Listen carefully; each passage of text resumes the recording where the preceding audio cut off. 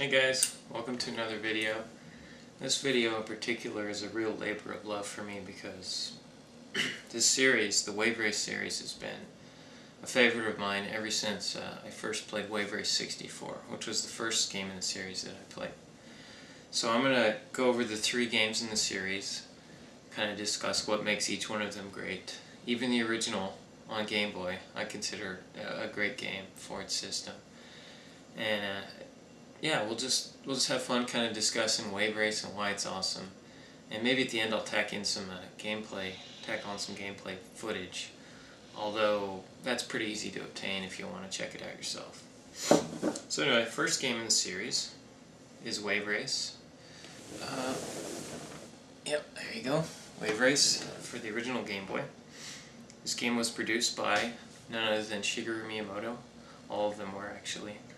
But it's worth noting that this humble Game Boy title was as well. The gameplay in this one is a top-down perspective. It controls kind of like the old RC, the arcade game. Basically, no matter what direction you're facing on screen, your controls don't change. Kind of tank-like controls like for Resident Evil or something like that. It's got a steep learning curve for sure. Early on you'll be sliding out of the, there's sort of a main channel that you go in. If you get out of that you slow down a lot. So you'll be sliding out of that, but it has some of those essential Wave Race components that were built on in the later games and expanded greatly obviously. But it has the buoy system, and then it has kind of your turbo. You can really build up and go faster in certain parts, and it's necessary to nurse the turbo and use that in order to win against the computer, because you're not necessarily the fastest in a straight line, which is kind of annoying actually at times. That computer will just blow right by you and there's nothing you can do. That's why you have to really manage your turbo properly. But it's a pretty deep gameplay, and that's the thing I love about the Wave Race series, is that unlike certain series of racing games, Mario Kart, I'm looking at you, the learning curve is, how to put it, it's natural. It really exists. It's not a matter of the computer has sort of a rubber band AI kind of thing going, but you progress, and as you get better you genuinely start doing better than the computer regularly. There's no chance involved really. It's all about your performance and how well you're controlling the watercraft. And I really appreciate that as you get better, you genuinely do better against the computer. There's not chance involved. The second game in the series is probably the greatest, just because the third game only added to it, but didn't really make the same waves, no pun intended, that this game did when it was released. And this is Wave Race 64. And this game, I was crack addicted to this game. I played it all the time. It was a launch title for the Nintendo 64. This and Mario 64. What a combination. One of the cool things it came with was, obviously it came with the manual, but it also came with this little cheat sheet kind of thing that tells you about all your acrobatic moves. So the game had several modes. The championship kind of racing mode in which you would progress, the normal, the expert, that kind of thing. Normal, hard, expert. Those are the levels. And then it also had this trick, what do they call it? Stunt mode, yeah. And you could do backflips and barrel rolls and stuff. And a really cool thing was you could do those in the normal races.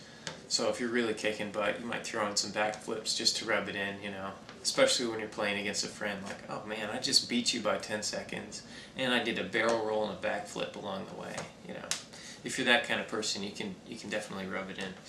So, the stunt mode, honestly, I never played it really that much. I was all about the racing, because these games, well, the 3D versions, the original Game Boy version is pretty limited, but the 3D versions, their claim to fame is the water. The water is really interactive, it's flowing, and there are really waves, and you really have to consider as you're looking kind of your line of sight down at the buoys, because you have to weave left and right through buoys. If you don't, you lose your speed.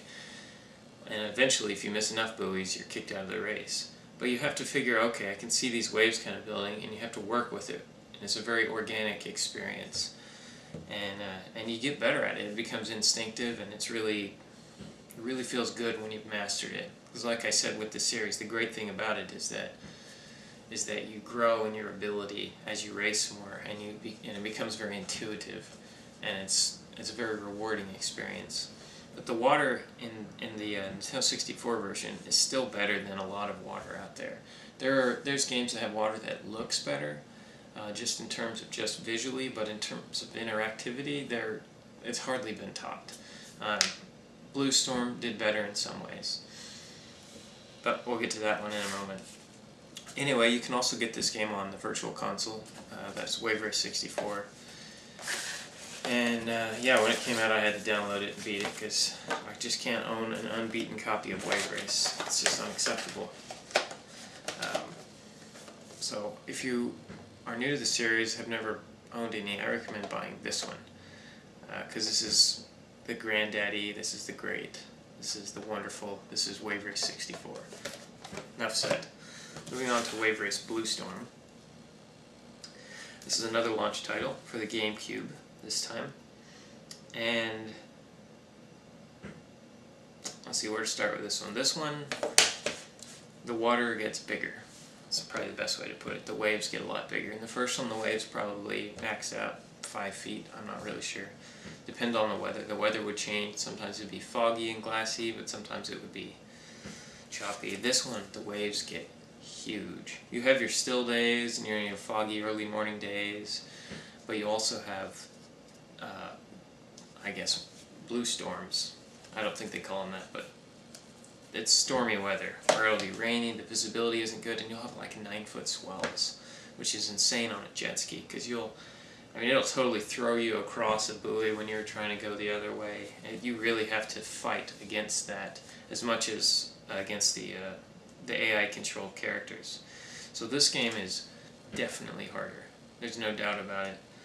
But it works the same way. As you practice and you play more and you memorize the tracks, you have to have them memorized where those buoy locations are for each difficulty, because they change with the difficulty. But once you have them memorized, you can really improve, and you can see yourself getting better.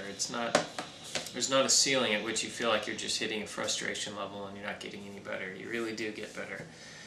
And it's a great feeling to beat all the computer-controlled characters on a really stormy level.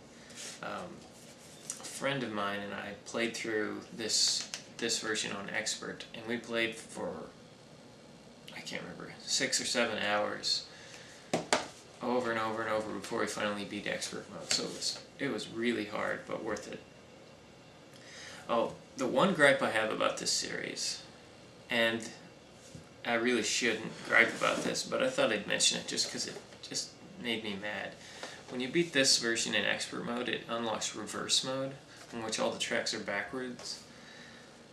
And it's horrible. I've never beat Reverse mode, and I refuse to even play it anymore, because all the buoys are placed wrong. There's a certain flow to the way they set it up. The level designs are very good. And when you reverse that, everything is just really awkward. Somehow the computer-controlled characters are good at it. But it just felt awkward, and I didn't like playing them that way. So I hate Reverse mode. And it bugs me that I have never beat Reverse mode, but I'm not ever going to, because it's just annoying. So that sums it up. Those are the Wave Race series of games. I really hope for another one. The little version that they had in Wii Sports Resort, it's not a substitute at all. Another Wave Race game is needed. It seems like they sold well enough to where it would warrant it, but maybe not. I don't know. Maybe I'll send around a petition. You guys can sign it, and we can get Miyamoto on board with this, because we need more Wave Race. It's the greatest racing series ever, in my opinion. I think it's a better series than Mario Kart. I know probably most people won't agree with that, but that's how I feel about it. It's fantastic, and I recommend everybody pick these games up. They're affordable games. You can get probably all 3 of these for under $50 on eBay, complete. Well, maybe not Wave Race for the Game Boy. I haven't found a decent complete copy of that yet, but yeah, buy them, enjoy them, share Wave Race with the world. You guys have a good one.